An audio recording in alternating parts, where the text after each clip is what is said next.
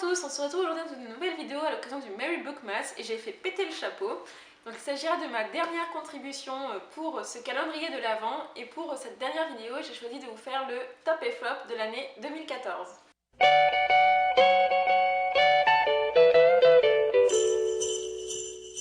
Donc eh bien on va commencer par les flops. Malheureusement cette année j'ai eu plus de flops que de tops, il y a des années comme ça arrive.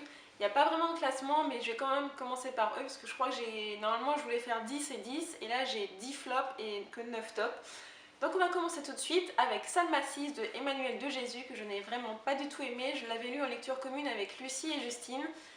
Et c'est vrai que quand on dialoguait sur ce roman, je pense qu'on était toutes les trois d'accord que c'était vraiment pas un roman très... C'est pas qu'il soit pas bien écrit, quoique des fois j'ai eu un peu de mal, mais c'est juste que l'histoire n'est vraiment pas passionnante et que ça parle de quelqu'un qui est... Je vais spoiler un petit peu malheureusement, qui est hermaphrodite et la manière dont c'est apporté, c'est un petit peu une discrimination et voilà, ça m'a pas du tout plu.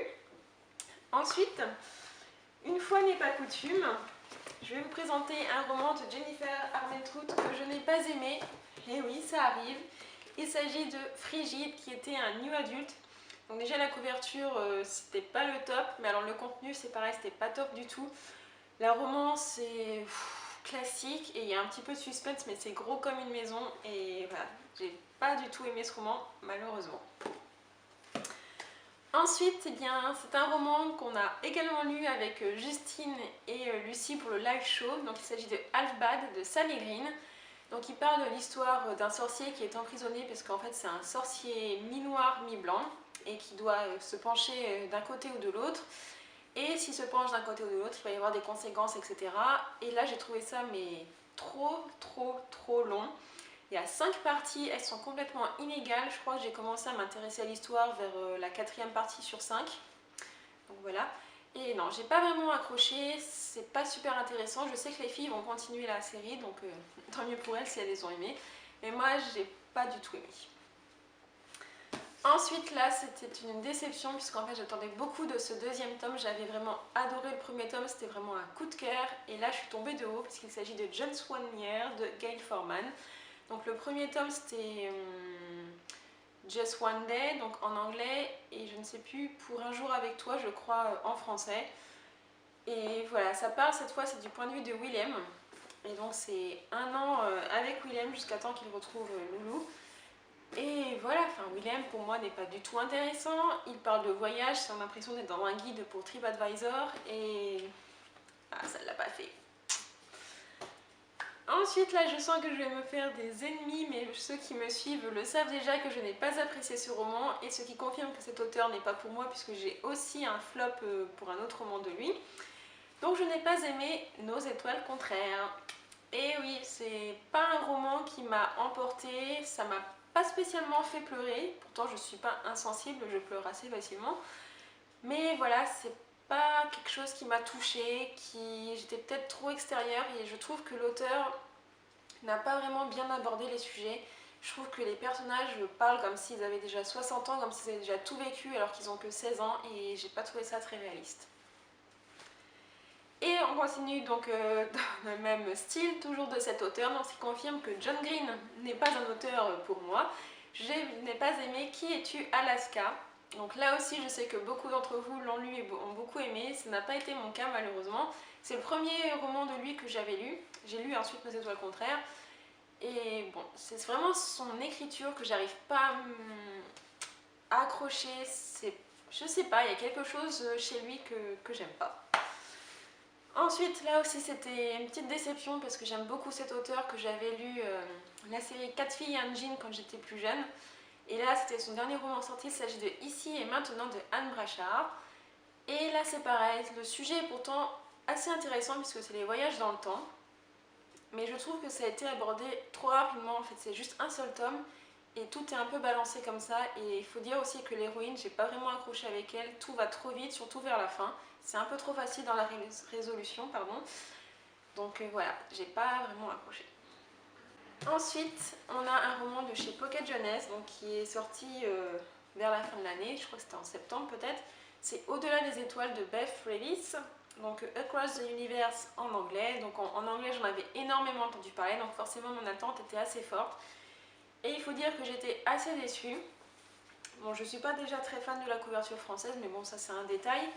Mais c'est surtout qu'il y a beaucoup de potentiel dans ce roman. Je pense que l'auteur s'est beaucoup renseigné, sauf que la manière d'apporter les choses, c'est un petit peu trop simple et des fois c'est un petit peu discriminatoire. Notamment à un moment elle parle des agriculteurs comme soit c'est complètement des débiles quoi.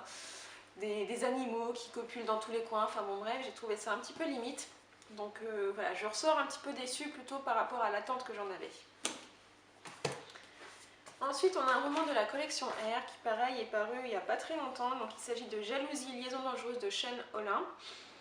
Et là, donc la couverture, on n'a rien à voir avec du new adulte, hein, je vous rassure. C'est juste qu'en fait, c'est un thriller young adulte avec une histoire romantique, etc.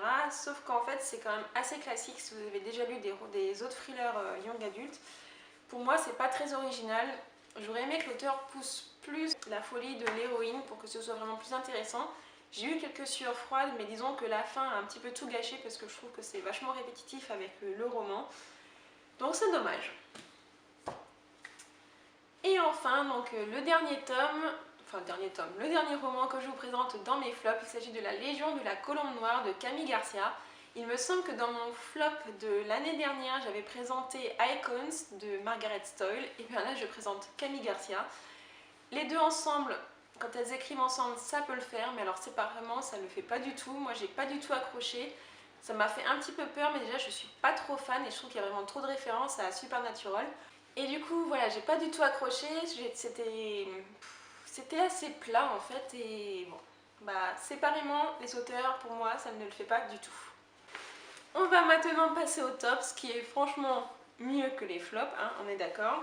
Donc le premier top que je vais vous montrer, c'est vraiment un très très bon roman. C'était le deuxième roman de cet auteur que je lisais.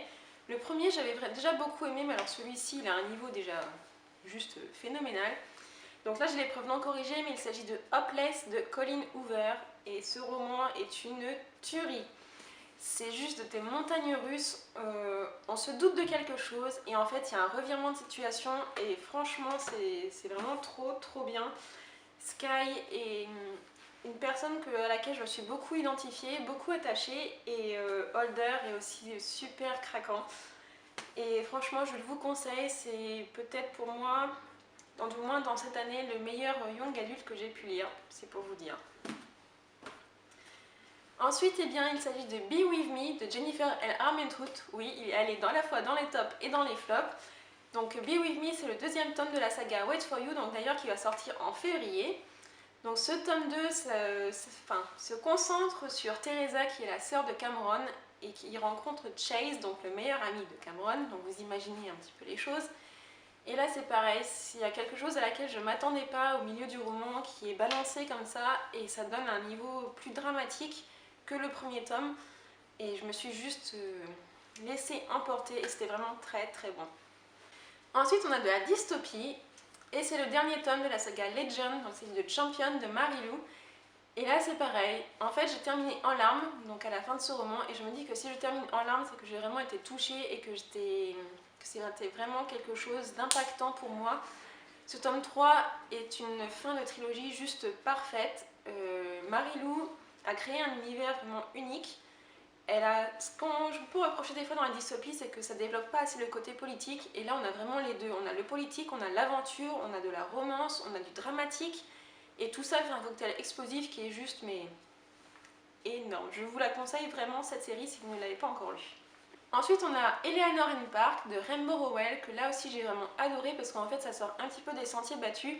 Ça se passe en fait dans les années 80.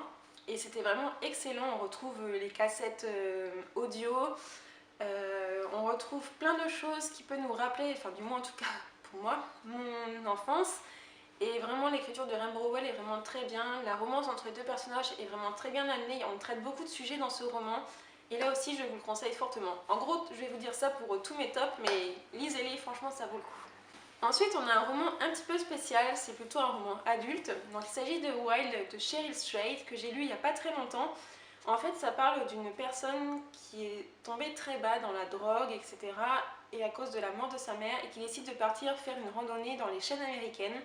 Et moi qui ai trop envie de faire le chemin de Compostelle, même si ça, l'Amérique et les chemins américains et les chemins français n'ont rien à voir, mais bon bref, c'est vraiment très bien, c'est une sorte de témoignage. Et en fait, si vous avez aimé Into the Wild, que ce soit en film ou en livre, je pense que ça pourrait vous plaire. C'est vraiment excellent, c'est un dépaysement total et moi j'ai vraiment adoré. Ensuite on va parler BD, et oui parce que j'ai eu 2 coups de cœur cette année pour les BD. Donc le premier c'est l'adaptation graphique de Sans âme de Gail Carriger, donc adapté par Rem, qui est sorti chez Pika, donc Black Moon graphique, voilà. C'est vraiment une très bonne adaptation, j'essaierai de vous faire des close-up pour vous montrer les dessins qui sont vraiment excellents. L'héroïne est vraiment très bien elle aussi, et voilà, j'ai pas lu les romans, mais je peux vous dire en tout cas que l'adaptation graphique me donne très envie, j'ai très hâte que le 3e tome sorte. Ensuite, donc ça c'est un des premiers coups de cœur que j'ai eu dans l'année 2014, il s'agit de Ten Tiny Brief de K.A. Tucker. Bon déjà, je l'avais acheté pour la couverture et aussi pour les notes qu'il y avait sur Goodreads, mais franchement je ne regrette pas du tout. C'est un roman vraiment atypique, c'est un new adulte, un peu. Et voilà, je me suis laissée emporter par l'histoire. Il n'y a pas beaucoup de scènes de sexe comme on pourrait s'attendre dans le new adulte, c'est vraiment tout sur la psychologie et la relation avec les personnages et c'est juste excellent. Je crois qu'il a été acheté en français mais je me souviens plus par qui. Ensuite, encore une adaptation graphique, enfin non, c'est pas vraiment une adaptation graphique, cette fois c'est vraiment une œuvre originale. Donc c'est un petit peu lourd parce que j'ai toutes les intégrales. Donc il s'agit de Up Emma, donc l'adaptation de rien du tout d'ailleurs, c'est pas l'adaptation de Jane Austen, comme j'aurais pu le penser au départ, parce que là aussi en fait les dessins sont juste magnifiques, on a l'impression d'être dans la période austenienne, donc de Jane Austen. Et si vous connaissez Downton Abbey, ça parle aussi des domestiques, donc je trouve qu'il y a beaucoup de corrélations entre Jane Austen, Downton Abbey et Emma. Et là c'est pareil, les 3 premiers tomes sont vraiment excellents, les 2 derniers un petit peu moins, mais c'est vraiment une série manga que je vous conseille. Donc là il s'agit des intégrales, donc ils coûtent je crois 19 €, quelque chose comme ça, mais vous avez 350 pages et ça vous fait lire presque bien pour 3-4 heures. Et enfin mon dernier top, il s'agit encore de Jennifer L. Armentrout. Et là c'était parce que c'était vraiment une très bonne surprise et que j'ai été menée en bateau du début à la fin. Donc il s'agit de Don't Look Back. Donc je suis totalement fan de cette couverture. Et en plus il était en hardback, enfin, l'objet livre est déjà magnifique. L'histoire c'est un thriller. Donc là aussi très bien mené mais complètement différent de Jalousie. C'est vraiment du policier et c'est du suspense, on se laisse embarquer, les personnages sont vraiment très intéressants.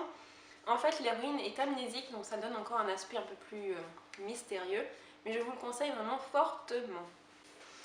Voilà, c'était ma vidéo top et flop de l'année 2014. N'hésitez pas à me dire en commentaire quels sont pour vous vos tops et vos flops de cette année, ou alors à réagir aux miens, mais je pense que je vais avoir déjà des commentaires sur nos étoiles compteurs avec qui tu es Alaska à mon avis. En tout cas, j'espère que cette vidéo vous aura plu. Je vous fais plein de gros bisous. Je vous souhaite de très bonnes lectures jusqu'à la fin de l'année et après. Et on se retrouve très bientôt pour une nouvelle vidéo. Bye bye! Voilà, ça se passe.